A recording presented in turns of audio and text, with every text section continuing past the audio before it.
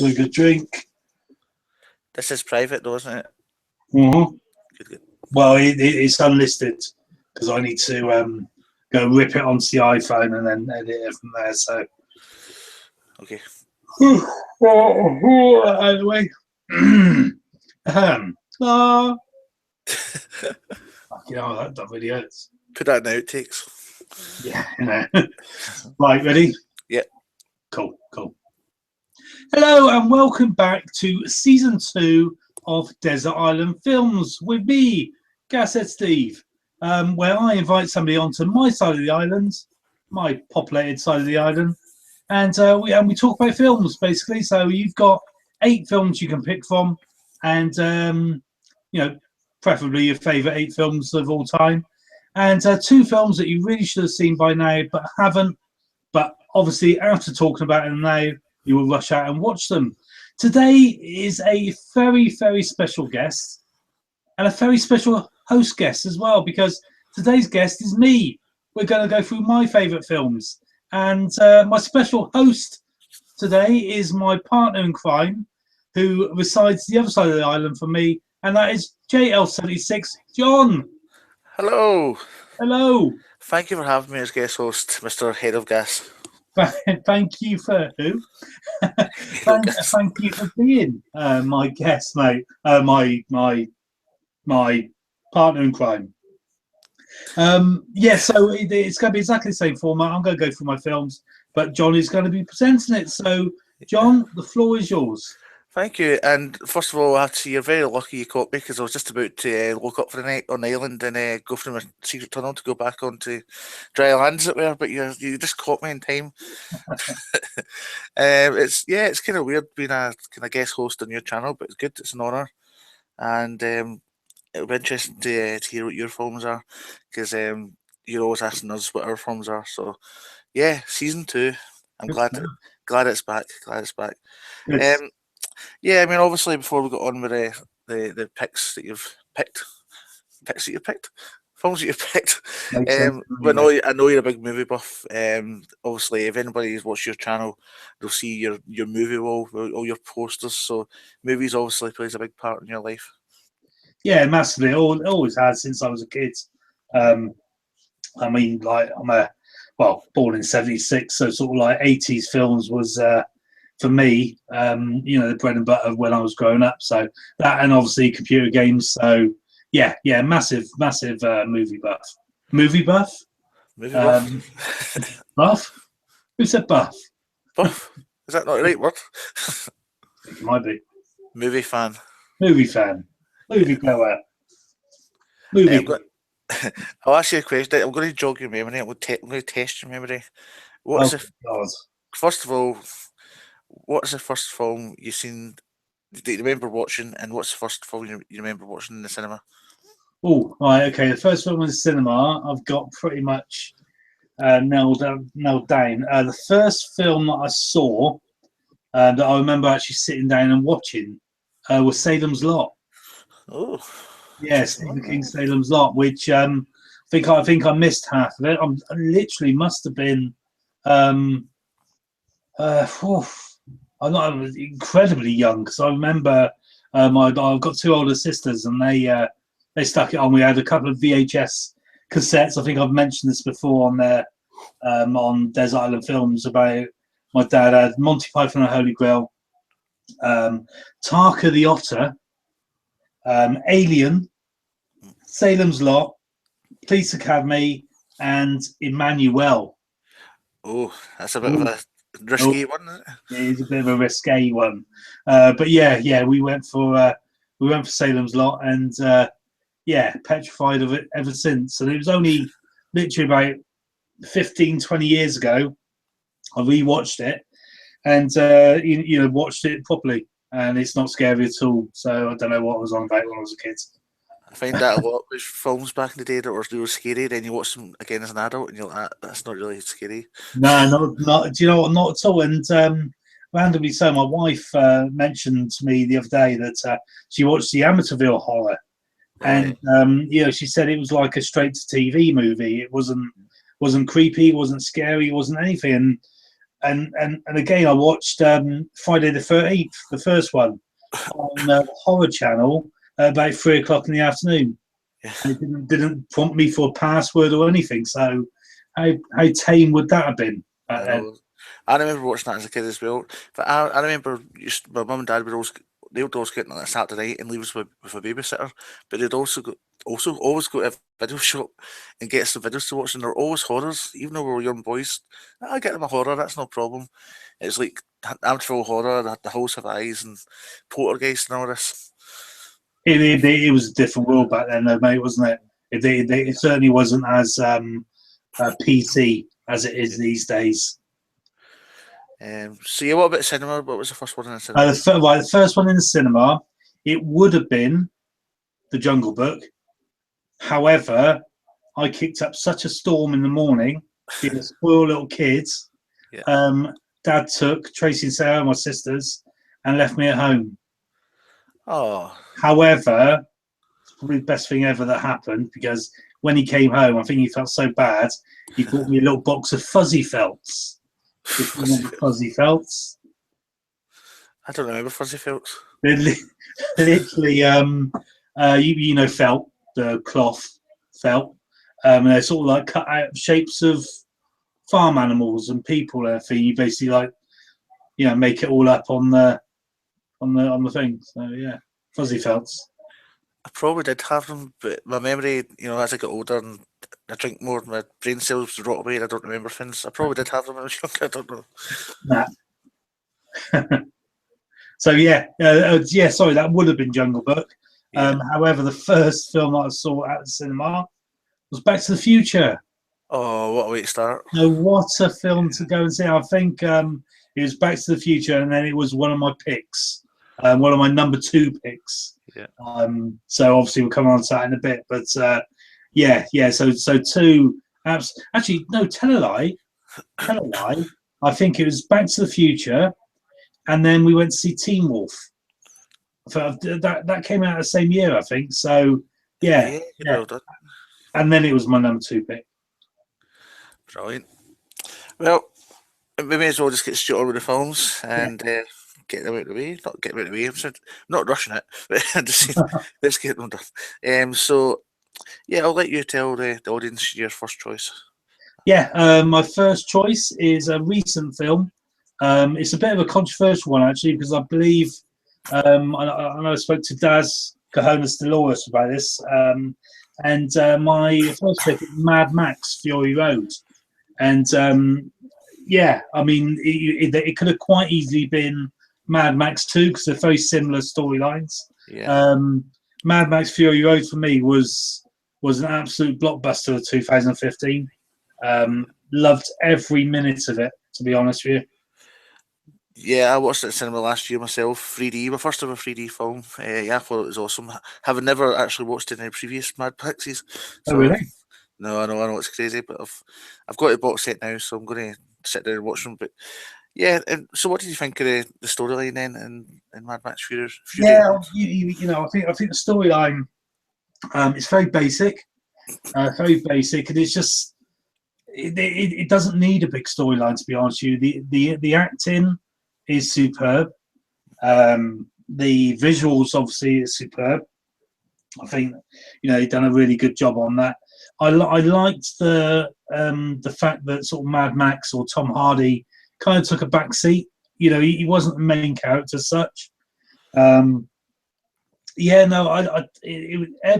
about it, from the acting, the storyline was very basic again, but the acting, the visuals, the soundtrack was amazing as well. Just loved it. And again, like you said, I went to see it at the IMAX, which was my first film at the IMAX. Obviously, I went to see. There's one down in Bristol where they show like space and sort of deep water ones and everything, and you sit with big old silly looking glasses on. But this was the first film that I saw, and blew me away.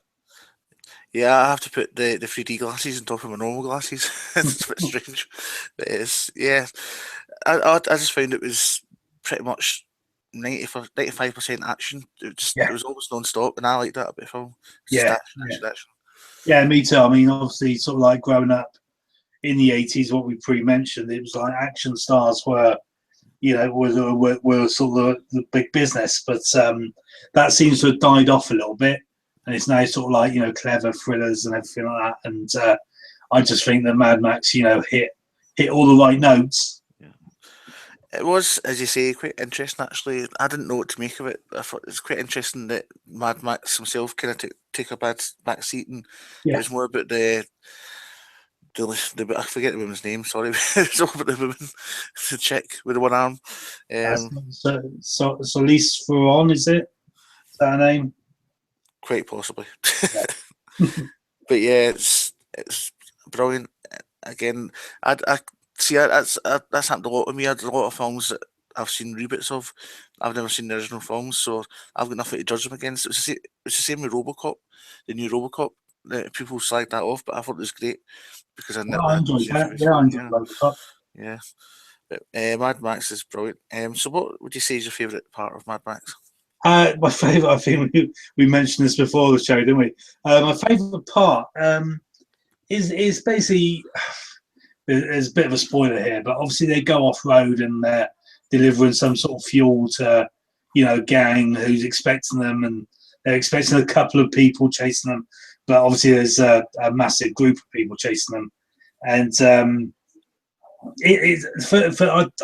don't know, it was just when they sort of got to that location. Obviously, they were going to drop boulders. Oh, this is sounding awful, isn't it? Don't know. I have seen the film, honestly.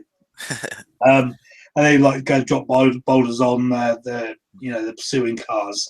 And there was a big issue. You told us there are going to be two vehicles. Now there's a whole horde of vehicles, and it was just with the motorbikes, with the stunts, the motorbikes jumping over the rig, the stunts, the music, which was superb. Really, really great score on that. Yes, yeah, yeah. So that bit, Yeah. if anybody can make head nor tail of what I've just said there, yeah, It's it's interesting because when you think about favorite films, you think about films that have been around for many years. That's almost a brand new film. That was really last year, yeah, so yeah. This is you've probably watched it a couple of times. So it's hard really to pick out your best bit when you no, like. this is the Yeah, thing. It really yeah, was that good. I yeah, mean, it was yeah, it blew me away, and it's definitely sort of going to stay in the top 10 for a good while, I yeah, would say. And it's knocked some real crackers out of my top 10 as well. So that's yeah. that's how well I feel towards it. I'm looking at your list. Obviously, I've got a list in front of me as well, and I'm looking at it, and I'm thinking I can think of at least two biggies that you've not got in there. You've already Yeah, mentioned one yeah. of them. Well, Back to the Future was pushed out because Yeah, of Mad Max. So yeah, Back to the Future is definitely there. It's just not in my list. Oops. yeah. Spoiler alert. Yeah, yeah. I can hear 100 people turn off now. Yeah, no. Dave Wade, the Lone Boys Post, Oh, 1975. Turn off and discussed as we speak. well, let's hope he takes a miss to this one then. One of my favorite, not favorite parts, one of my favorite things in the film is that kind of guitarist in the front of that vehicle playing the rock music as it travels through the desert. I think it's pretty Yeah, cool. it's so randomly Yeah, odd, but it works. It's just like, why is he there? Nobody really knows. Just to play some music. I don't know, but I know. yeah, no, he's quality. That just made me smile whenever I seen it. Yeah, It's like yeah, brilliant, man. proper rock and roll. Rock and roll. Right, I'm going to give you some trivia. I believe you do this when you're presenting, Yes. so I'm going to get some hastily brought together trivia because it's all Well, that's exactly how I do it. So perfect. Here's one. Good. Here's one for you. The jacket worn by Tom Hardy is a replica of the one worn by Mel Gibson in the second two movies of the original trilogy. The Gibson jacket was found in storage at Kennedy Miller and copied heavily. Ah, good stuff. Yeah. Uh, what else? Do. Another Tom Hardy one. Tom Hardy suffered a broken nose during filming when Charlize Theron accidentally elbowed him. she was I wearing a green cast at the time, which was used as a background for graphics artists to digitally remove Ferozier's arm. Oh yeah. No, she had a little stump, didn't she? Yeah, A little stump. the things people do for their art. Yeah, well, no, absolutely. I was literally before I came up here, I was watching Jump, that silly celebrity in inverted commas skiing program on ITV, Yeah, or Channel 4, and yeah, they suffer some injuries. yeah. Okay, I'll just give you one last one, and another one for Charlize Theron. I think I'm saying that right. Yeah.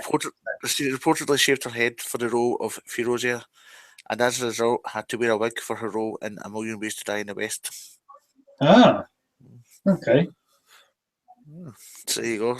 It's like not really, but it's like God, I forget the actress's name. The Bridget Jones's Diary women having to put weight on for all that for her films. Which one? Bridget Jones's Diary women. I forget her name. She had to What was put on weight. Renee Zellweger? That's the one. That's the one. Yeah. Yeah. So just to recap, your first choice was Mad Max Fury Road. yeah. The reason in a particular order you're doing it just the first one you've just done is that your bottom. Is it any order? Yeah, if I'm honest, I'm looking at my list now, and that is pretty much the order that they come in. So the bottom up. Yeah. So Mad Max just sneaked into the top 8 there. Indeed, and like I said, it knocked Marty McFly out. Yes. Great Scott.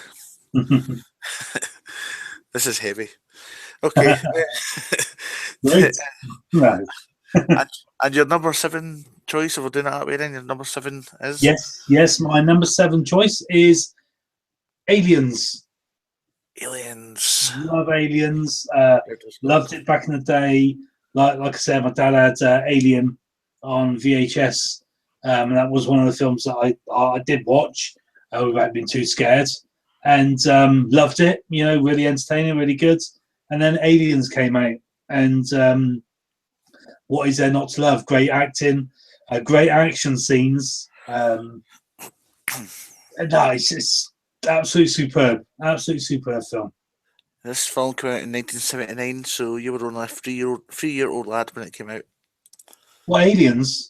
Alien, 1979. Am I looking at the right film? Aliens with the S on the end. Oh, yeah, Aliens. What year did Aliens come out? 82, 83. Talk a little bit more about Aliens, and I'll find the right page. Well done. Yeah. So Sigourney Weaver follows up her role as Ripley. This is my mini review, and she goes back to the planet where the aliens were spotted as such. Yeah. You know, the home planet of the aliens, which they were setting up a colony there. Loads of little Earthlings setting up a colony, and she goes back there to, well, it's obviously under false pretenses, but she goes back there to destroy the aliens, where the actual end game for the money men, the people that send her there, is to capture the aliens and bring them back and do tests on them and so on and so forth. So, but they turn up and they're all, whereas like the first one there was no weapons on board. This time I think they turn up fully ready for the aliens or the alien encounter. Cool. So I think it's 1986. So I'm now looking at the 8 page on my notes. Yeah. 1986. So, what's your favourite part of Aliens with an S? Favorite part of Aliens is when they first encounter the aliens, and they all go in. They're all sort of like proper armored up, proper weaponed up, and they go in there and search, and obviously sort of like they find a little blip on the radar system, and then suddenly there's loads of blips on the radar system, and Hicks turns around and says, "Is it Hicks? Hudson? Hicks? I think it's Hicks. Jesus Christ! This is late, guys. Sorry." Hicks turns around and says, "Oh, there's something moving in there, man. It ain't us." That's probably the best line in a lot of films, in a lot of 80s films. So Yeah. it's super. I mean, the atmosphere that is built up in that actual part is is wicked. I think I seen an Aliens film in the cinema in the 90s. I think it was probably Aliens 3, but that was pretty cool. Yeah, do you know what? Alien 3 or Aliens 3? No, I think it was Alien without the S. Alien 3 was got really bad reviews, really bad sort of like slated. But then with anything like that, I think off the back of a film such as Aliens, where it's like one of the rare sequels to do better than the original, Alien 3 was always gonna fall short. So I think it got bad reviews, unfairly so. Yeah. So I think it's again it's different. So you go from having everything at your disposal to absolutely nothing, and there's I think they were back to one alien, and and obviously with aliens there's loads because it's the home planet, and there's shitloads of aliens running around. So Yeah. Okay, I've got some trivia. Presuming it's from the right film, that is. I've got some trivia. Okay. The alien nest set was kept intact after filming.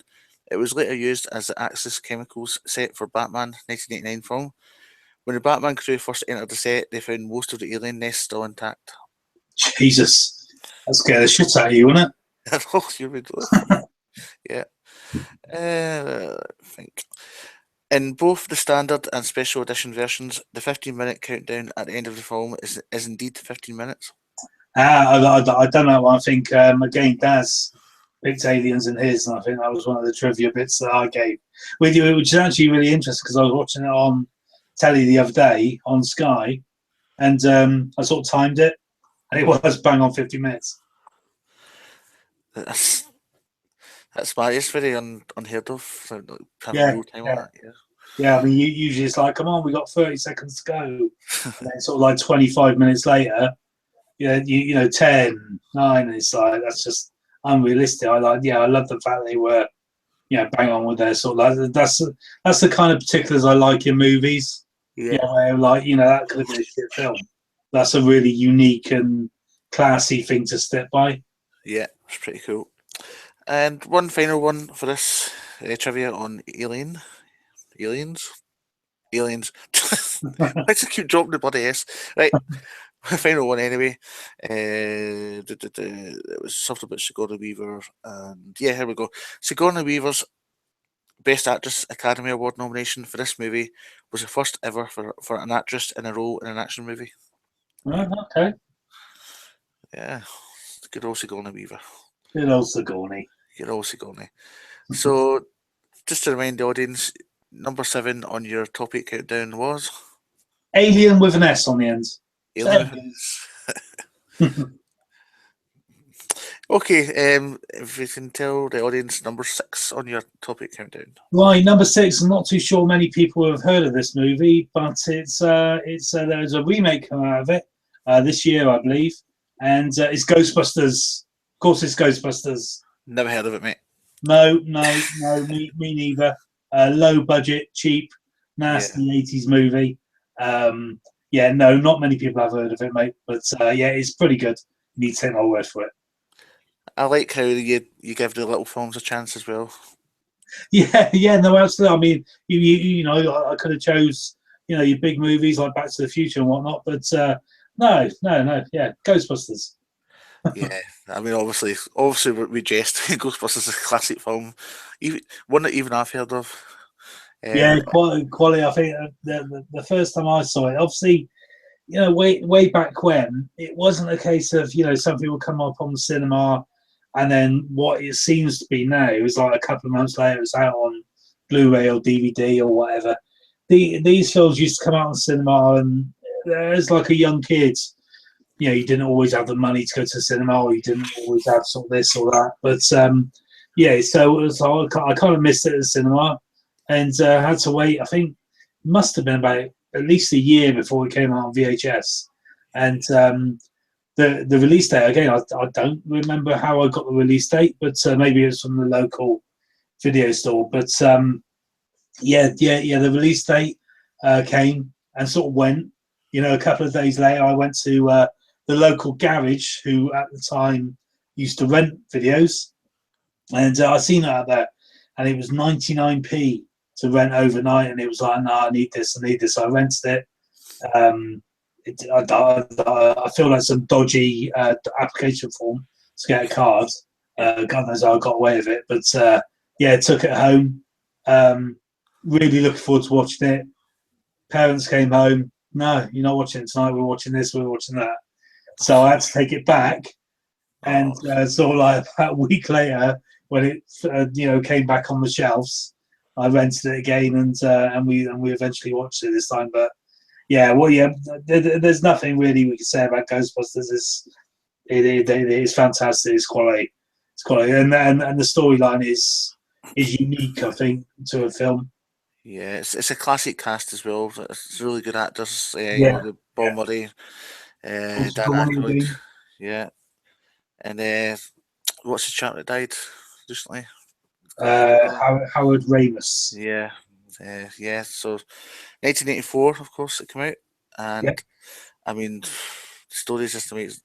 And the thing is with this, I'm obviously going to ask you your favorite part of the film, but you're going to be spoiled for choice because there's so many good parts to this film. God. So I'm going to ask you yours in a minute, but mine is probably where Mr. Peck orders the shutdown of the impound thing, and all the ghosts escape. And obviously there's sort of Slimer in the taxi, and loads of ghosts creating havoc and everything. And then obviously they go in prison, and then the mayor calls them up, and literally the mayor's siding the Ghostbusters because he doesn't want to be the mayor to take New York City down to the 5th level of hell or something, whatever they say, and then you just hear "Saving the Day" cut in, the song "Saving the Day," where they got full army support behind them. They're in their they're in their oh dear, it's an old ambulance, isn't it? Yeah. Because I got confused because the new one's going to be a hearse, isn't it? That's what I was going to say. Was it not a hearse, but it's a new one that's going to be a hearse? Yeah. So I got a bit thrown there, but that part in the film where they're driving through New York City, with the army all around them and everything, that is just beautifully filmed and just such an epic part. But like you said, there's a host loads of good bits in that. So yours, what's your favourite part? Oh, it's probably fairly obvious. The Marshmallow Man climbing up the building and them going after the Marshmallow Man. I think it's a brilliant ending to a brilliant film. Have you ever played the game? I've played. I think there's a couple of games. I take you referring to the original game back in the 80s. No. I'm talking about the one that came out on the PS3. I own it. I bought it about 6 months ago from CEX, and I've never had it in my PS3 as yet. Oh no, John! I know. No. Well, keep hold of it because it's not really a spoiler, but basically it isn't a spoiler because it's on the packaging. But basically, the first sort of 10 minutes, you finish Ghostbusters as such. You sort of obviously you're up against the Stay Puft or the Stay Puft Marshmallow Man, and that bit in the game is superb. And then you go on to the game as such. Oh, cool. I know that Kit171 is a big fan of Ghostbusters, the game, because he's done a lot of gameplay in his, and that's what kind of inspired me to buy it. But I just, what it's like, you get so many games and you so little time, and I've just not had it in my PS3 as yet, but I do aim to play it. I do a playthrough of it soon. Yeah, no, absolutely. Still been playing Mad Max. Well, this is a game that submerges you into the wastelands, isn't it? Literally, as you know, I bought it before Christmas, and just not really had the time to get into it yet. So hopefully that will change soon. Yeah, definitely. That's your mission is to play Mad Max, and mine is to play Ghostbusters. Okay, deal. Virtual shake. So spoke notes. Okay, Ghostbusters. Of course, as we said, that's the reboot coming out of that this year with an all-female cast. What do you make of that? Not a fan, but then I haven't seen a trailer, haven't seen any sort of promo work on that. Obviously, I've seen a few pictures, but yeah, I'm not looking forward to it. However, when I say that, every single reboot remake that they've done recently has worked out. So yeah, fingers crossed. It's going to be. I think it's quite interesting what they're going to do with the universe as such. This just and a bit later on in the year they're going to start filming a man's version. That sounds sexist, but you know what I mean, like men being the good. So it's going to be kind of like it goes to a set up shop in New York City, and then franchise it out to another department in Chicago or whatever, that type of thing. So, yeah, I don't know what the thinking is behind that, but it'll be interesting to see what it's like. yeah. Okay, some Ghostbusters trivia. Ghostbusters with an S. On the set, Dan Aykroyd, referred to the Slimer ghost as the ghost of John Belushi. There you go. Blues Brothers reference for you. Interesting, yeah. Almost none of the scenes were filmed as scripted, and in fact, almost all the scenes had at least one or two ad-libs. Most of Bill Murray's lines are ad-libs. I did read that somewhere actually, because I think Bill Murray struggled with the script, and it was like a Harrison Ford moment in Star Wars where he just changes something up in the last minute. It just works, So yeah, I did read that somewhere. Yeah, and the late Harold Ramis, as we mentioned earlier, he really had no intention of starring in the film, only writing it, but he decided to star in the film as Dr. Egon Spengler after he felt he was the best person suited for the role. As you do. Yeah. I'll star in this film. Thank you very much. Yeah, I think I would do the same. Yeah, fuck it. I think I'd probably cast myself as the Marshmallow Man, though. Yeah, I'd put my name down for Slimer. Right. Yeah, I think that's enough trivia on Ghostbusters. If you've not watched Ghostbusters, then you must have been living under a rock. That's all I can say. Yeah. So yeah, your number 6 choice was Ghostbusters. Yay! Who are you going to call? Ghostbusters. We nearly get through the full of that part without mentioning the song.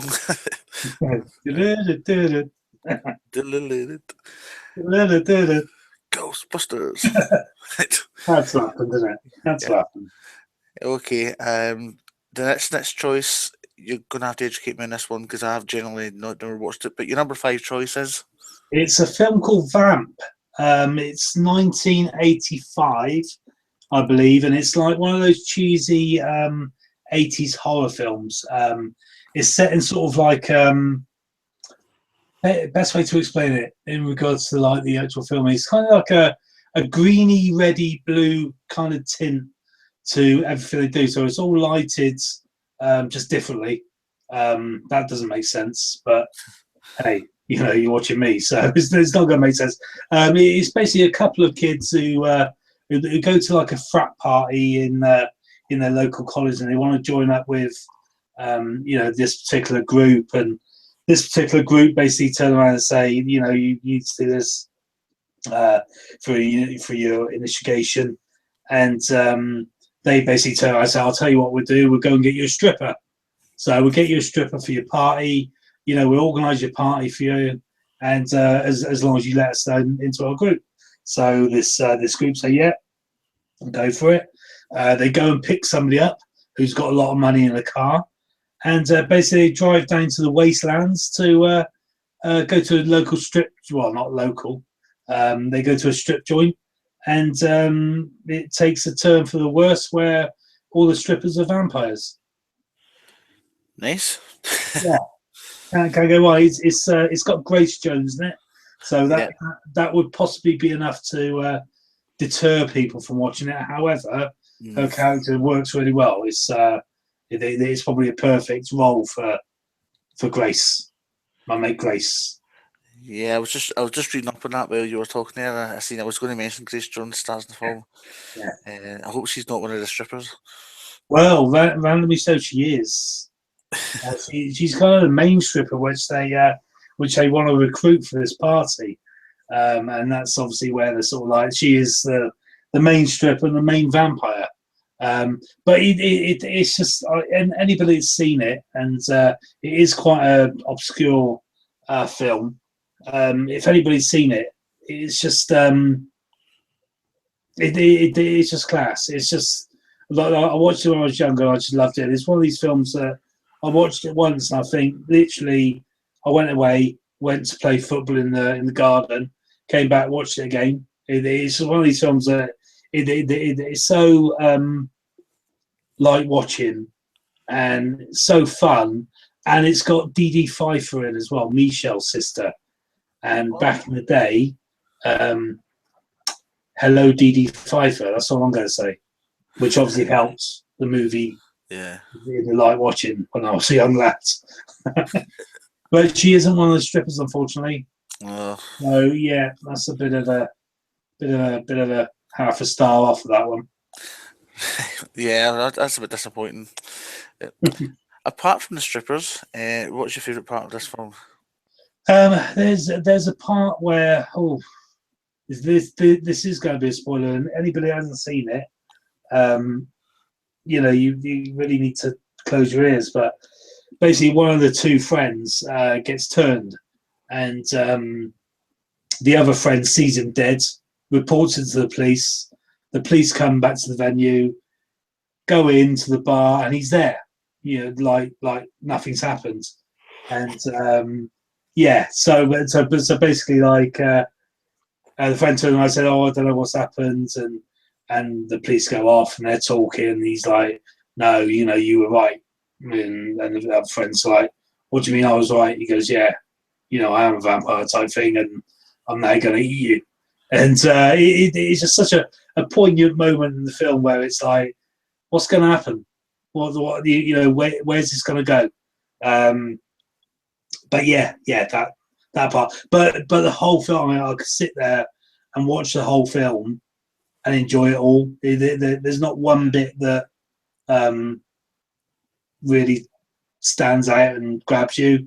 It's just the whole film stands out and grabs me anyway. So your favourite part of the film is the whole film. That's fine. Yeah, I can do that. Cool. I've literally only got 2 pieces of trivia on this, if you can call it trivia. And the closing credits contain the disclaimer: any similarities to the persons living, dead, or undead is purely coincidental. Yeah. And this is a bit of trivia. It's about Grace Jones. So Grace Jones' vampire makeup is based off of Priest from Blade Runner. That's interesting. She is when they make her. I mean, she's quite horrific. She's quite a horrific looking vampire. She's quite a horrific looking woman, but stick some makeup on her, make her look like a vampire. Yeah, it's really horrific. Yes, that film was out in 1986. I don't know if that's what you said earlier on, but it's 1986. Yeah, just to confirm. So yeah, there's a film out that came out in 2012 called Vamps with an S. Here we are with S again. I don't know if there's any relation. No similarities there at all. I don't think so. I might give it a watch, but okay. So your number 5 film was Vamp, Grace Jones. Okay, and yes, we're getting to the halfway point now. So number 4 is a bit of a biggie. I've got it in front of me, but what is your number 4 choice? If I said to you, Harrison Ford's biggest movie, you would obviously go for Star Wars. And if I said second biggest movie, I would say Indiana Jones. There you go, Raiders of the Lost Ark. Raiders of the Lost Ark. Raiders of the Lost Ark. Again, a film that if you haven't seen it, then where have you been? Fantastic film. I mean, yeah, it kind of set the standards for action films of the early '80s, I think. This is a film that, yeah, I've seen it. I mean, obviously, I've actually only ever seen it once back in the day. I don't think I've ever seen it in kind of in the last 10, 20 years or something. So it's Ob- mad. But Obviously, you can't see our cameras at the moment, but I have just face palmed. but I have seen it. Okay, I'll roll with that. And what did you think of it? I thought it was awesome. Why I've never watched it again, I really don't know. Right, It's you know, strange. I've never seen any of the sequels either. Never. And that's just daft. I didn't see the latest one that came out. that's not a bad thing. Yeah, I've heard it's not good great reviews. But Oh, John. Oh, yeah, John. yeah. I remember one of your picks when you were on with Scarface that you haven't seen. This in Indiana Jones. I loved. I think the first Indiana Jones I went to the cinema to see was Last Crusade, which I think for a long period of time it was my favourite. Yeah. But I've kind of reverted back to the original now. I never ever liked Temple of Doom, the second one. Never really liked it until I watched it one Christmas on a 17-inch black and white telly, which I had for Christmas in my bedroom. So it was the first telly I had in my bedroom. And I watched it one Christmas and it blew me away. Yeah, so like the whole Indiana Jones trilogy, let's call it a trilogy, shall we? Yeah, is immense. You must watch it. I mean, with Last Crusade, the special effects has probably deteriorated quite a lot. So in terms it has dated. Temple of Doom, you can watch it today, and if you watch it in a remastered like HD on a Blu-ray, it's like a brand new film. So yeah, you need to rush out and watch it. Yeah. So, what is this the one? My memory's terrible, and I've only ever watched it back in the day, of course. But is this the one where he's been chased with the big rock or the big ball? Is Yeah. The is that, beginning, he's running away with a boulder. He's just collected like a little golden man. Best way I can explain it. That's the one. so, is this your favourite part of the film, or do you have another part that's your favourite part? No, I think anybody that's seen the film, I think I beg to differ with anybody that this isn't the favourite part of the film. But when Indy is being chased, well, he's chasing 3 trucks on a horse. Gets for obviously the Lost Ark is in one of these trucks.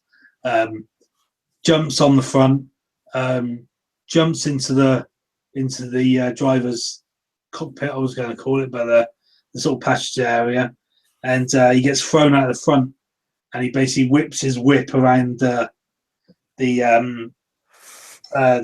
van and goes underneath and back up through. That stunt is just amazing. So, I know, obviously, I've got a list in front of me. I know you've got a certain film higher up the list, so I'm not even going to ask. Do you prefer this to a certain other franchises? But Yeah, it's not. yeah, let's not ask that. But Raiders of the Lost Ark. I do remember playing an Indiana Jones game on my Amiga back in the day. It was like a point and click adventure, and it was called Indiana Jones: Fate of Atlantis, and I really Yeah, enjoyed that. yeah, Yeah, there's LucasArts. I think they made the game as well, so it's pretty yeah. cool. It was like a broken sword type thing, wasn't it? Yeah. Yeah. Well, I guess we'll just read some trivia from Raiders of the Lost Ark, unless you've got anything else you want to. No, Do. trivia away. Okay. During filming in Tunisia, nearly everyone in the cast and crew got sick, except director Steven Spielberg. It's thought that he avoided illness by eating only the food he'd brought with him, cans and cans of SpaghettiOs. I'm trying. There's lots of trivia here that's paragraphs and paragraphs. I'm trying to stick to small sentences. Here's one about the boulder. Harrison Ford actually outran the boulder in the opening sequence because the scene was shot twice from 5 different angles. he had to outrun it 10 times. Ford's stumble in the scene was deemed to look authentic and was left in. Nice one. Having said that about the boulder, I did read something the other day that in the Force Awakens, the same sound effect from the boulder is used when he's running away from some monsters. Yeah. Oh. Hmm. Okay, and the final one for this. In fact, I'll give you two more on this because I've seen one below that I want to read out as well. Right, the out of control airplane actually ran over Harrison Ford's knee. He's very accident prone, isn't he? Wow. Tearing his ligaments rather than submit to Tunisian healthcare. Ford had his knee wrapped in ice and carried on. He's unlucky, isn't he? Yeah, because didn't he break his leg during the Force Yeah. Awakens as well? Accident Got prone. crushed or something, isn't it? Yeah. Yeah, and just go read this one out to see if you knew this or not. Jeff Bridges turned down the role of Indiana Jones. Bloody hell. So did Tom Selleck. Tom Selleck. Magnum PI. Yes. It's funny when you hear these things, like you can't imagine anybody else but Harrison Ford playing the role. No, you can't. I know it's completely different ballpark, but like I think in Only Fools and Horses, it wasn't originally going to be David Jason that was playing Del Boy, so it's like you can't imagine characters like this being played by anybody else. But No, definitely not. No, I don't think it would last as long as it did.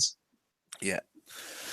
Okay, so your number five was that number 4 choice was? Or Raiders of the Lost Ark. Yeah, it was number 4. Okay, and your number 3 choice is another biggie. What's your number 3? Yeah. So it's another new one. Well, fairly new one. Newish, yeah. Newish, and it's the Dark Knight Batman. The Batman. The Now, Batman.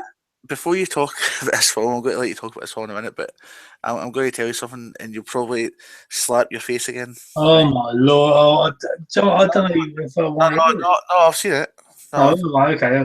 you still slap your face because I actually preferred the previous lots of Batman films, the Tim Burton ones. Okay. There's an argument for this because the Tim Burton Batman is kind of slapstick and kind of fun. Not it's the era, isn't it? It's the 80s. Batman, Michael Keaton. That suited that era. When you think about it as well, the original Batman like TV series and films were all kind of humorous as well. No, we can't. Yeah. No, we can't. But I think again, I do understand why you prefer that Tim Burton to Nolan, but for me, I think it's just dark and right where Batman should be.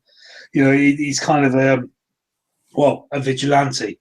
Where it's like it's not also like, hey, Batman, we're so glad you're here. It's kind of like, what the fuck, you're a freak.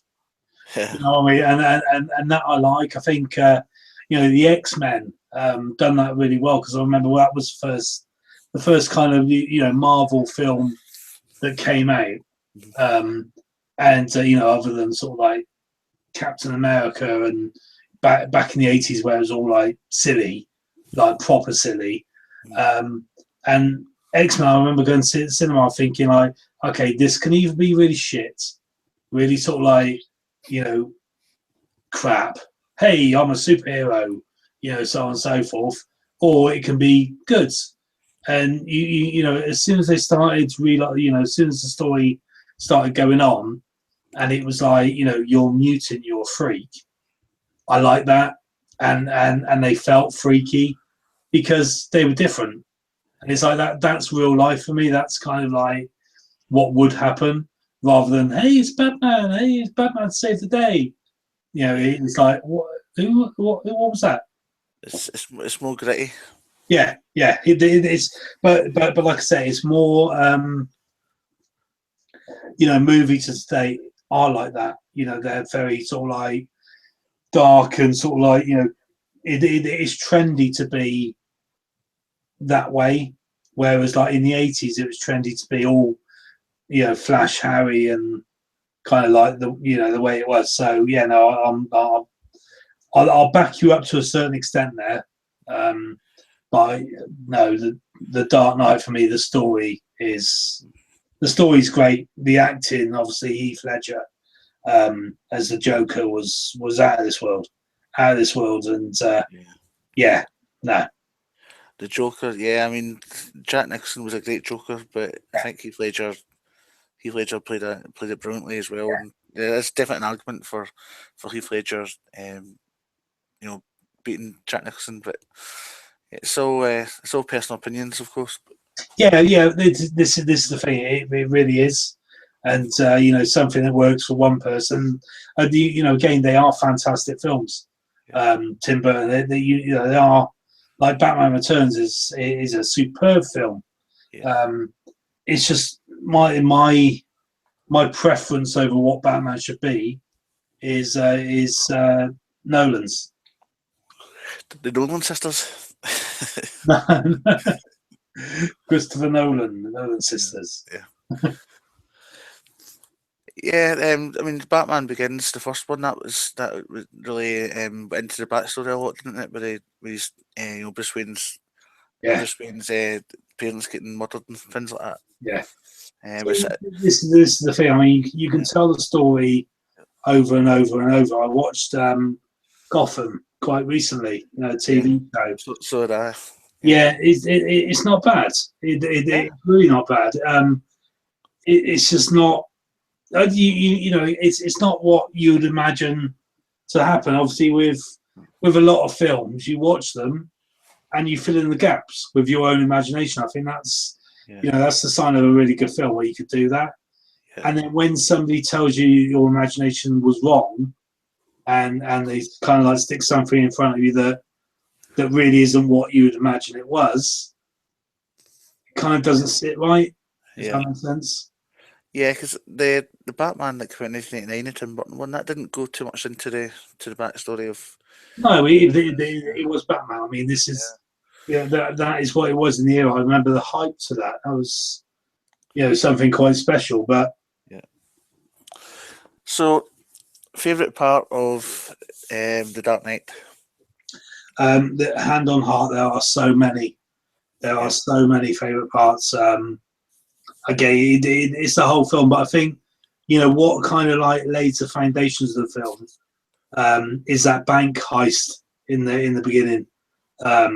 You know, where they're all sort of double crossing each other and killing each other off, and you know, right there and then, Heath Ledger just comes about, and it's just like it's just so well done. It's so well done. It's unbelievable. And John, there are so many fantastic bits. Yeah. And to be honest with you, they mostly involve the Joker.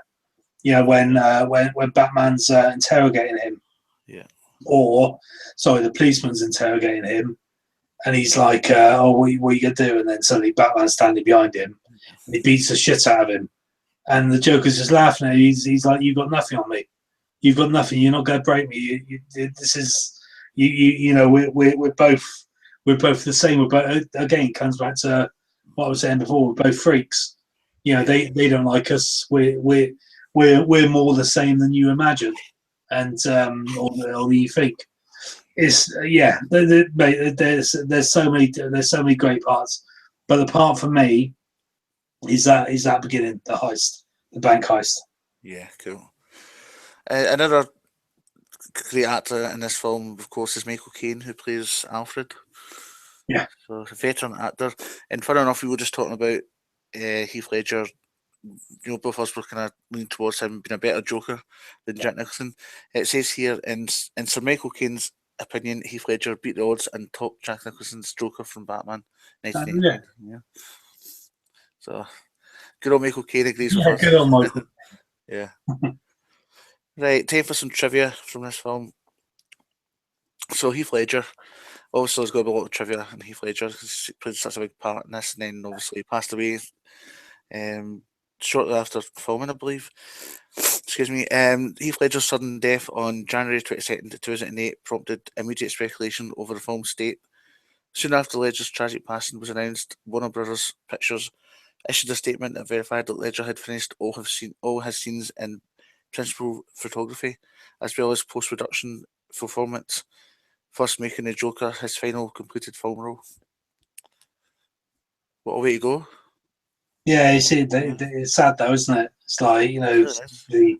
got the world after that. You got the world at your feet, and you know it just goes to prove without getting too dark and sort of like down there. It's like depression and that type of like shit is a killer. It just goes to show you that no matter how much money you've got and fame and all the rest of it, you know, anybody can get depressed and Yeah, and get to that kind of state where they don't see any option but to end it. So yeah. yeah, really sad. But yeah, don't want to get too dark, as you say.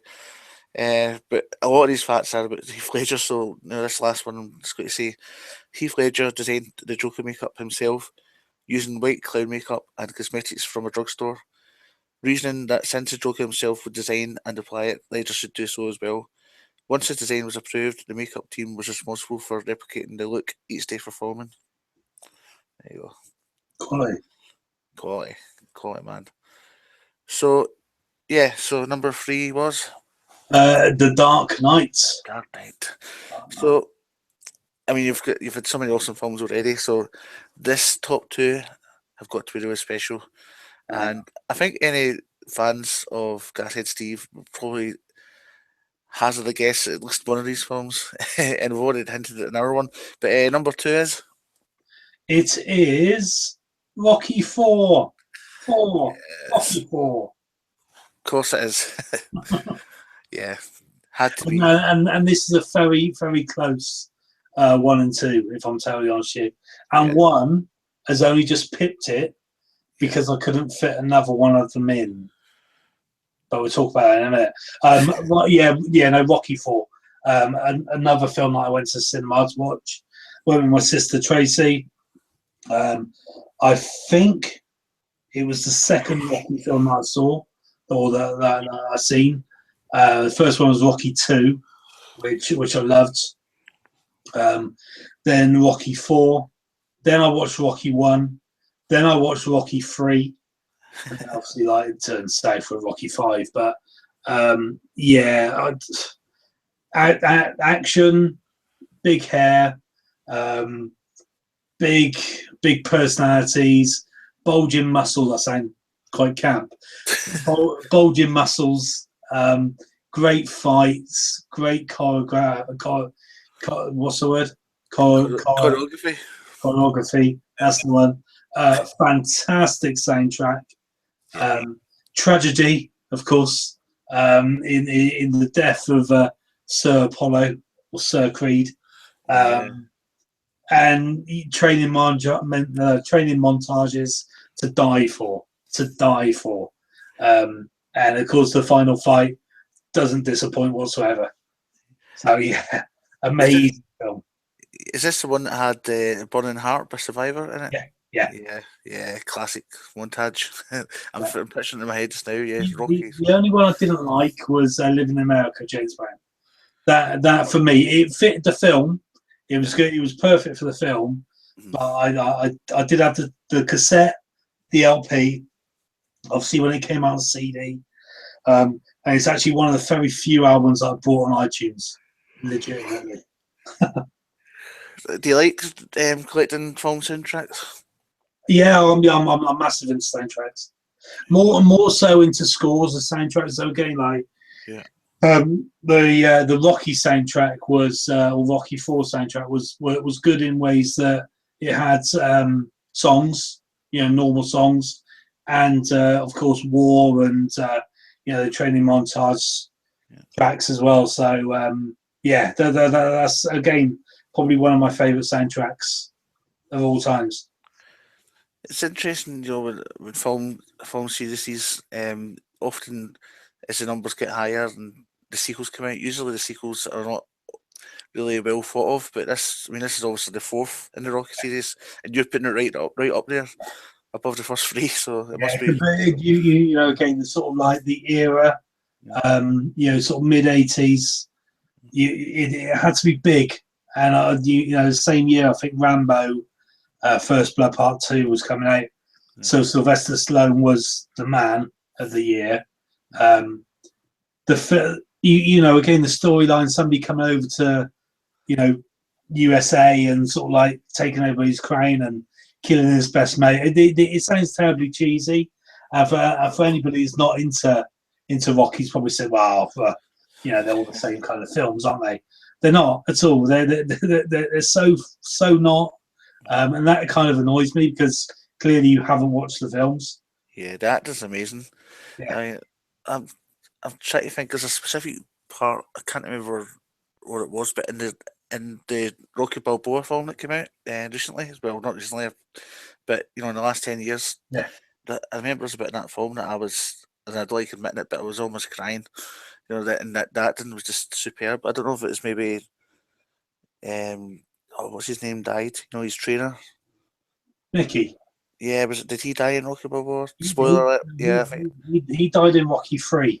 Rocky Three or well, something happened then.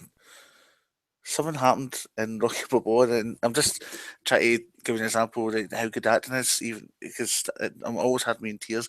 I can't remember specific bits. It's not really a good story, but I'm just trying to agree with you that the acting. People think it's just it's the same old, but the acting is really throughout the whole series is amazing. Yeah.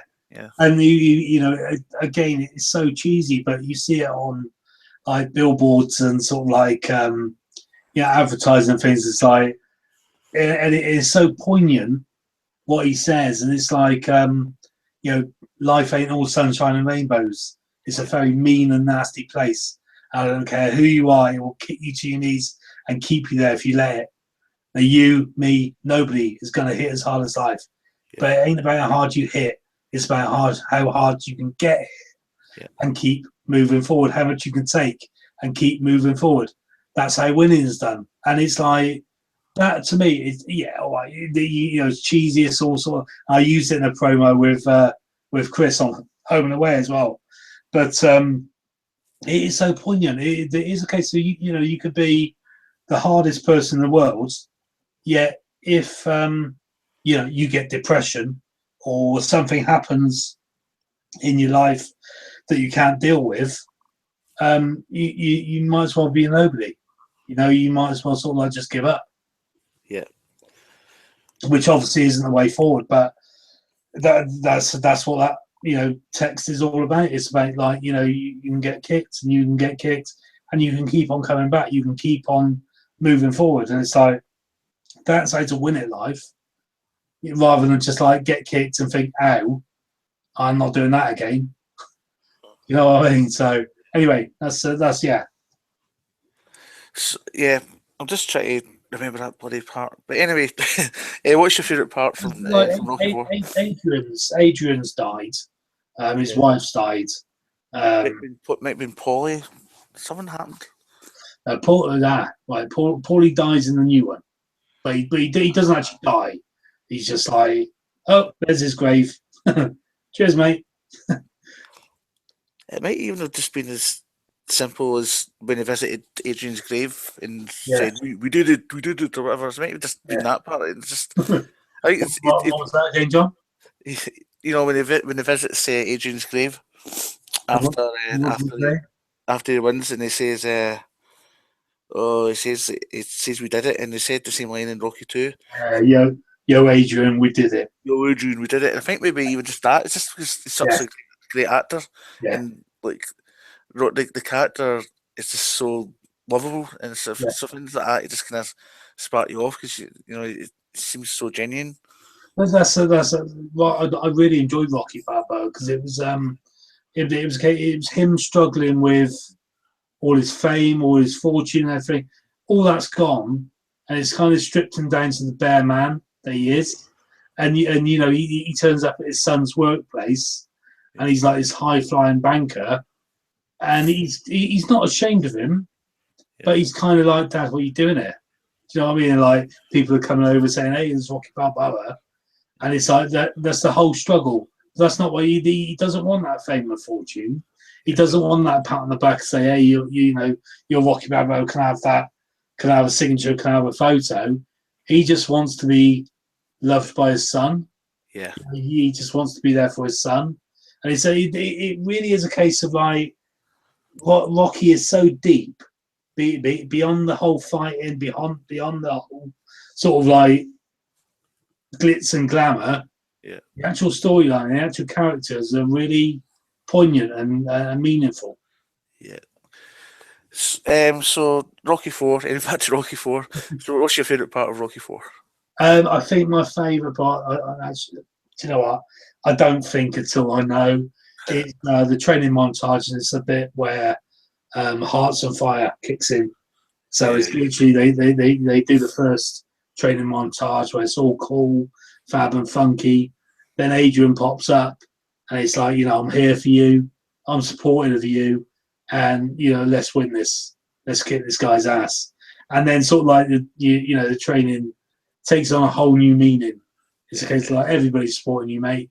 Go and fucking knock his head off. But again, there's so many bits in there. Yeah, awesome film. Great cast again. So I've got some trivia here that I prepared earlier. So Rocky Four. Right, so Rocky Four was the highest grossing film in the Rocky series, taking some $300 million worldwide. Does that surprise you? No, not really. So hold on a second, just for argument's sake. Yeah. It made more than Rocky 3, yeah? That's what it says. Well, there we go then. That's that solves my argument with Daz then, doesn't it? Well, I mean, I say that's a fact, but I did get it from IDMB Oh dear. or IMDb, I should say. So you do have a pinch of salt if you wish. I love that website. Yeah, Yeah. I believe. I don't see any reason why they'd make up facts on there. So yeah, No. must be true. Yeah. And over 8,000 people auditioned for the part of Ivan Drago. I didn't know that. Didn't know that. And they settled for that big powerhouse. He looks amazing, doesn't he? He's a scary man. Mm. You wouldn't want to bump into him anyway, would you? Like in a dark night in an alley or something. Not at all. So that's the facts for Rocky Four. And yeah, so what was your just to re-emphasise your number 2 choice was There was Rocky 4. Rocky Four. So we'll move it to the end. Well, there's 2 more films to talk about in a bit as well, but the end of your 8 main choices, and we probably already have hinted at your number 1 choice. But what is your number 1 choice? Yeah, absolutely. You know, like I mentioned before, the only reason this is a clear number 1 over Rocky 4, and I love both films, is because the recent addition to this franchise is also fucking amazing. So, and I do have like a video review lined up for that. I filmed a little bit and it sounds awful, so I think I need to revisit it. But this one's always been my favourite one. It kind of changed recently when they were remastered and re-released on the cinema. Yeah. And well, my pick is Empire Strikes Back, if you hadn't sort of already guessed. But yeah, it's a stunning looking film. It's the darkest of the original trilogy, which again I kind of liked. You know, where the good guys don't always win. It kind of goes a bit safe. But yeah, what can you say about Empire Strikes Back that you know you don't already know? And if you don't know, then what are you doing watching my channel? Yeah, it's you know, if you've not watched it, you're no longer Minds or Gashead's friend. That's it. You can kiss it goodbye. You can go and watch the Chipmunks with your mates. Yeah. Funny enough, I remember I think you were a bit in shock at the time, but the very first episode of this series, Desert Island Films, when I was on, I did pick a Star Wars film as well, and I picked Return of the Jedi. Yeah. And you're Well, like, what? we must have had that conversation then, because when it was released, and they'd done a lot of work on A New Hope. They didn't do an awful lot of work on Empire Strikes Back, just mainly visuals. Like in Cloud City, they cleaned up, the outside, sort of like the whole visuals there. They made the windows bigger, but they didn't really toy with it too much. But I think the additions that they'd done to Return of Jedi was a lot better. Made it a lot better film, apart from the fucking size snoodles and the Rebo band. What was all that about? That was awful. But yeah. The one thing I didn't like about the remastered Return of the Jedi was when they did that bit at the end and Hayden Christensen appeared. Yeah, he could have stayed out. I mean, when it was re-released on the cinema and they all three came out, I think the big one was the Jabba the Hutt in The New Hope, but I think the other guy was still in that. But I think obviously when they released it on Blu-ray with all six of them, I think that's then when they put the bloody Annie in at the end. Yeah. Yeah, that's a bit. This grates me a little bit, because the original three obviously superb. The prequels are just so bad. They really, and watching them. I mean, Revenge of the Sith is not a bad film. Attack of the Clones has some good bits in it. God, fucking Phantom Menace has some good bits in it, but they are just turkeys. They are just like perfect. I was watching the Attack of the Clones a couple of weeks ago, just before I saw The Force Awakens, and there's a bit where R2D2 and C3PO are sort of like the mining ground at the end. Yeah. And C3PO is like jumping from platform to platform and holding on. It's kind of like, it's obviously all CGI. That is bullshit. It's what was he thinking? What was he thinking? It was. I mean, the films are not as good. The prequels are get slated all the time, and I think they've all got their own little moments. And, I don't think they're that. I don't think they're as bad as people make out. I think the worst thing about it for me was that whole love story going on with Anakin and what's her name, the Queen. But they had to tell that story, but I just think they were a bit over the top with it. It was so false, John. It was so sort of, like I was reading a review on The Force Awakens that the actors are playing with something tangible. They can see this there, they can see that there, and then it's so they're sort of like acting to that ability, to their natural abilities. Where you're acting towards a green screen, you don't really know what you're up against, or you don't really know what you're looking at. Yeah, your acting is going to be a little bit blocky, a little bit sort of like bad. I think out of the three, the best one was Phantom Menace in regards to like the acting and that's all. But this is how bad they are. I back then when I watched them, it was Star Wars, so of course I loved it. It was great. But you watch The Force Awakens, and you realise that those three have got, they're dreadful. But the Phantom Menace, obviously, you got Darth Maul. Attack of the Clones, you got Django. Yeah, that's a great bit. And then sort of like Revenge of the Sith, you've got the final fight, which is very good. Yeah. But again, it's set on a green screen, and it's kind of that's probably the best bit of uses of the green screen that there is. It's just I've just mentioned a few positives though, and which I was going to mention myself. I mean, Darth Maul is a fantastic character, I think. Yeah, this.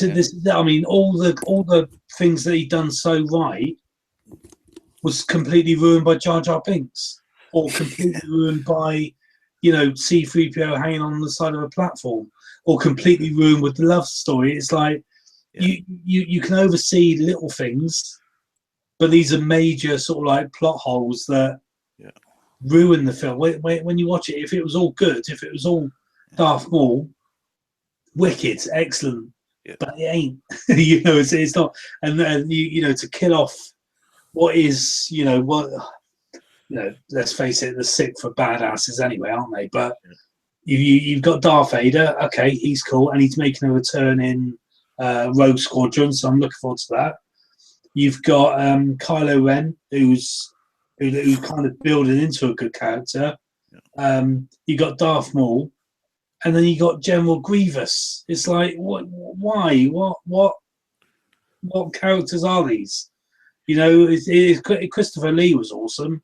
That was a really good sort of good cast in there, but no, they don't live up at all to the original, and what hopefully, touch words, will be, what is now a new trilogy. Yeah, but the Yoda fight was really good. I thought the Yoda lightsaber sequence, I thought was really well done. Which one was that? I think it was the one. It was either. Was it in Attack of the Clones or was it Revenge of the Sith? I can't really remember, but it's. Yeah, I think it was Attack of the Clones, wasn't it? He had a fight with white bearded guy. I forget the names. Count Dooku. Yeah, Dooku. Yeah, Christopher Lee. Again, that's very, very good. CGI. It's like it doesn't ruin it, but it kind of highlights how bad it is. Where you literally you watch Return of the Jedi, and that end fight is magnificent. Yeah. But there's nothing. It's basically just a set where they're fighting against. With Attack of the Clones, there's too much. Don't get me wrong, the fight was good, and I like the whole sort of like him and Obi-Wan. Yeah. Anakin and Obi-Wan sort of like battling together, but I don't know. I mean, I could slate it till the cows come home, but there are some good bits in it. Anyway, enough slating of the prequels and back to the Empire Strikes Back, which was awesome. So, what was your favourite part, if you can pick one out? That is of again, a fantastic film. I think my favourite part is everything to do with Cloud City. I think that looks amazing. I love the whole sort of like panning carbonite bit. It's brilliant, just brilliant. Yeah, it's Cloud City, my favourite one. Did you ever consider having The Force Awakens in your top 8? Yeah, I did. Yeah. Because I know how much you loved it. Again, it's you can't have two of the same trilogy, can you? That's not. There's so many films out. I mean, to be honest, you looking at my films now on my phone, possibly not. It possibly would not have got in there, just because I've only seen it 3 times. You know what I mean? It's like 3 times. That's a bit. Correct me. I think you put a post on your Facebook not that long, a few weeks ago, and I think you said something like you thought Mad Max was your film of the year, and that's even above Force Awakens. Yeah. Well, there we go. Obviously, but also, John, I will go against that. I mean, Mad Max I've seen 4 times now. And when you sit down and watch a film and you don't quite get through it, I've probably watched it sort of like that about 5 times. I love it. I love it still. Force Awakens, I've seen it 3 times at the cinema, and I love it. And I think I need to watch it on my 55-inch to sort of like get a real feel of it. And if I love it still, I think I might have changed. But at the moment, Mad Max. Cool. Right, so I'll just face up with a couple of bits of trivia on Empire Strikes Back. So, Boba Fett was first seen in Empire Strikes Back, right? Yeah. Nope. Technically, his first appearance was in an animated segment of the Star Wars Holiday Special. It is only the good part of that. It's the only good part of that movie, apparently. Was But in the whole hold on, there's an argument here. His first part was in A New Hope, but he was cut out.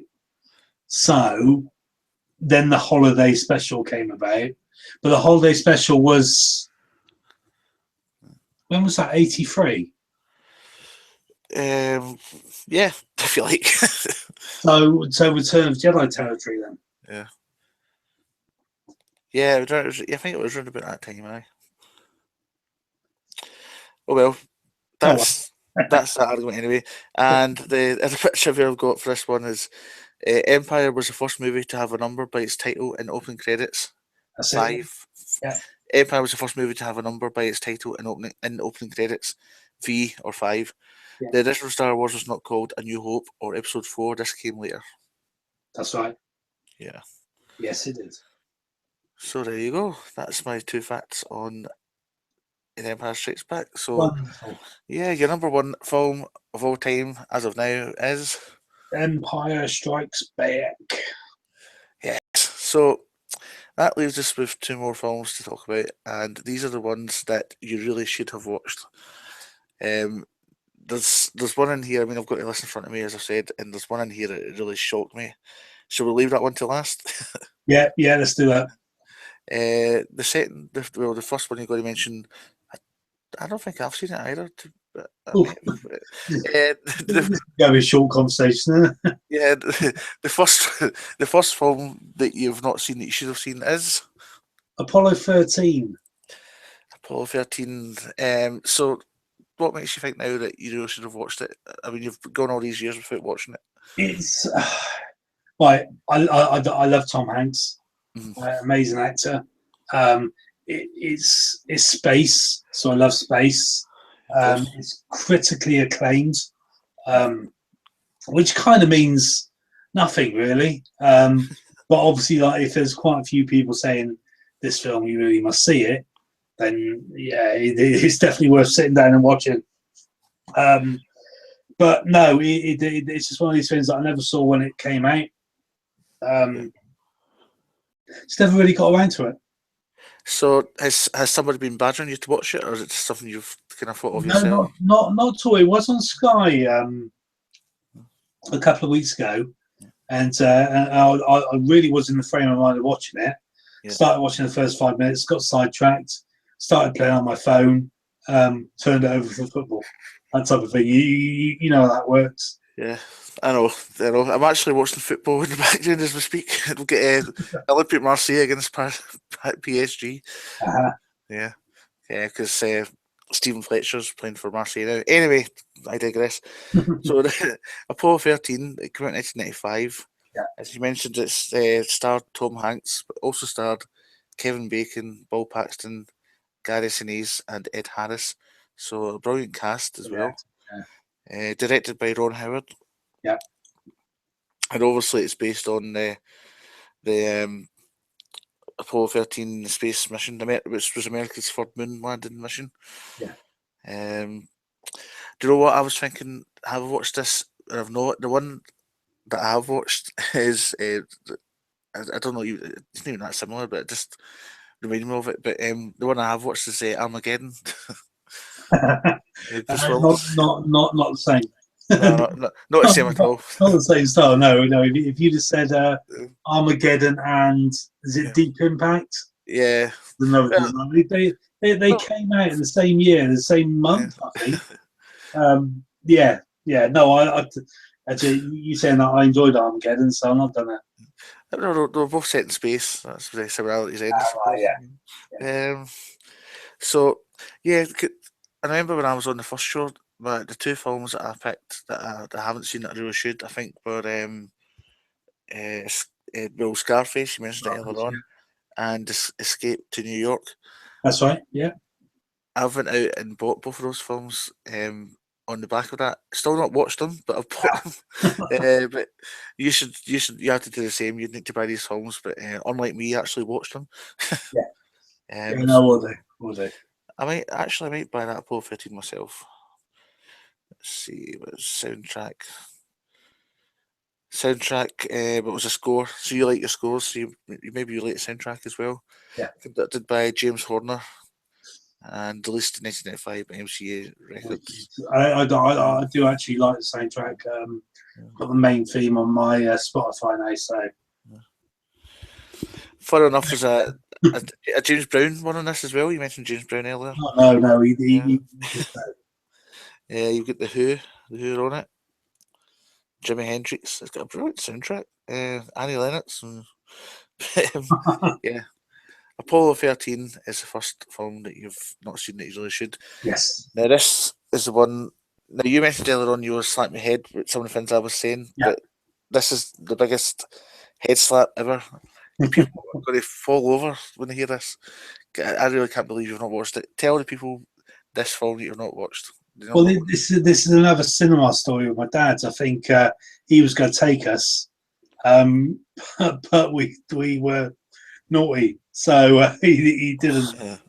Yeah. So it's kind of like changed my life forever. The second film I haven't seen, and I know I really must see, is E.T. Really, Laugh at. come on. Come E.T. on. It's like one of the biggest films of the 80s. Yeah, I haven't seen it. Yeah, I'm trying to think of the cat. I know Drew Barrymore was in it as a kid. I can't remember the actor's name that played the boy. But again, it's It directed us. was Elliot, wasn't it? But I don't know. Yeah, but it's that I can't remember the actor's name. C. Thomas Howell was in it. I know that, Yeah, and and E.T. He was in it. of course, it was directed by Steven Spielberg as well. Obviously, E.T. This was epic. And I remember watching that as a kid.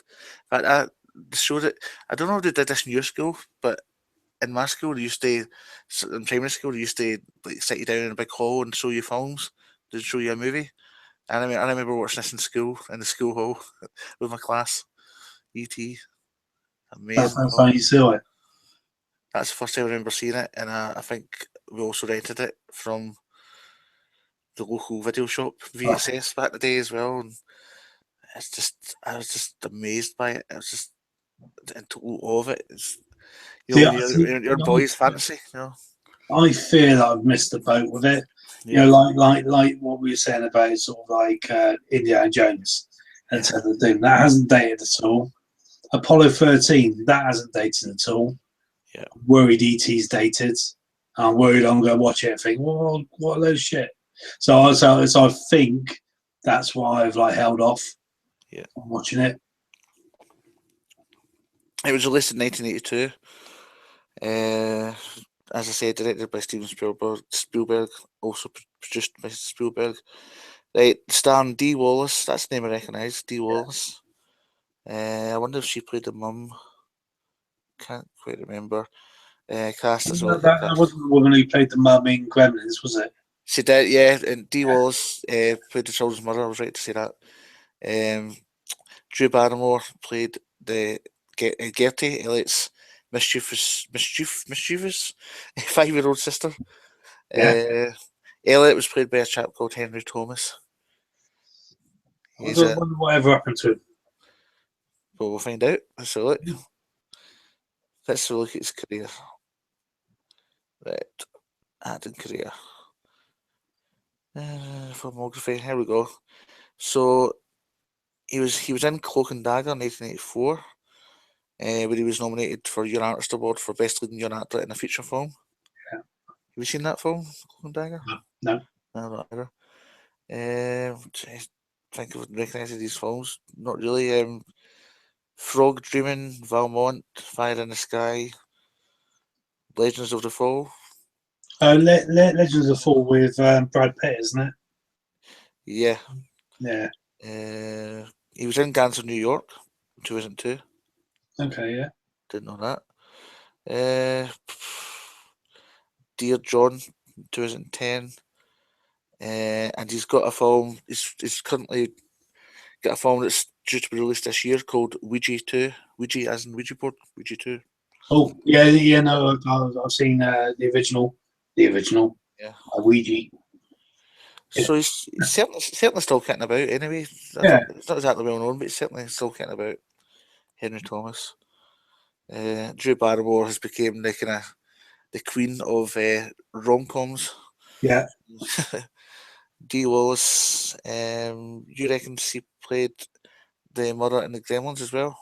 If it is the same one, she was at the Comic-Con I went to in London, signing autographs. E.T., Susan Critters, Rocket Doodle. Oh, Critters! That was a great film. I don't think there's no mention of Gremlins on this list. Must be a different woman. Yeah. Oh, well, there you go. So yeah, that's the two films that you've not seen but really should have. E.T. Come on, Steve. Sort your shit out. I do want to say one thing though, not about ET, but about my list. I may have made a bit of a boob. Yeah. Yeah. Go on. Where the fuck is Terminator 2?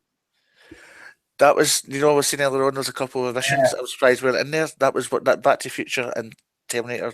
Or Terminator. Yeah, well, by Back to the Future, I made a very conscious effort about that. Yeah.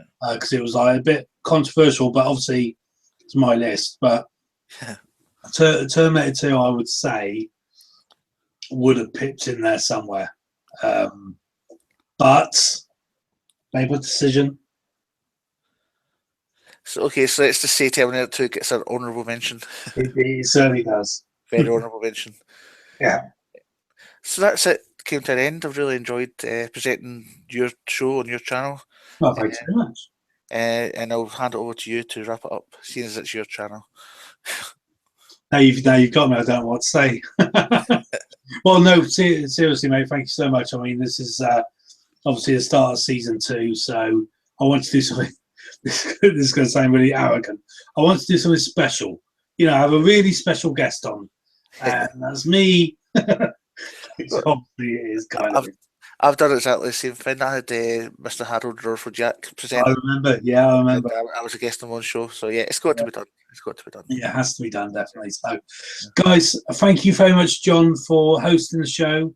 Thank you very much for watching the show, and I will speak to you. I've got quite a few already lined up for this season.